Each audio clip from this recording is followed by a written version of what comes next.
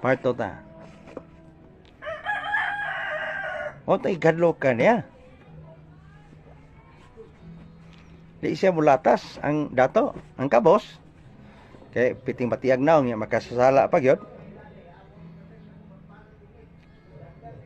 Ha? Kay dili kayo siya kompleto, dili kay kaayo siya kompleto, dili pug kayo siya sincero. Siya ning tabok sa dagat. Unya dako kayong kay bulong ang maong dato. Ang katong kompleto, nahibulong, natingala. Basig mga kulokoy guro to.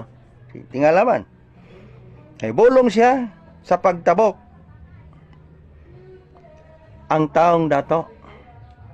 Og nganong nakatabok siya nga dako kayong balod, niya dako pagi kayong kuso paging lite, hangin pa, ibagyo gyud. Dahil nangutana ang dato, hewo, nangutana man.